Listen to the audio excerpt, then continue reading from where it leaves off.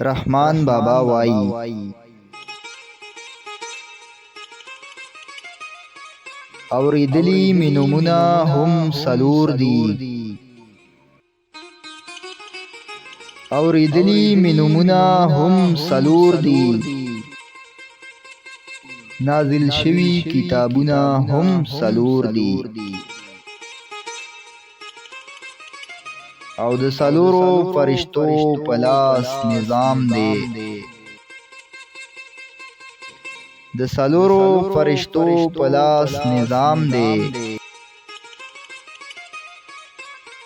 امامان دي مسلکونه هم څلور دي او په څلورو بازوګانو د سفر دی په څلورو بازوګانو د سفر دی او جنازه کې تکبیرونه هم څلور دي او رحمان وایي د څلورو ملګرتیا کړه رحمان وایي د څلورو ملګرتیا کړه ستا د قبر دیوالونه هم څلور دي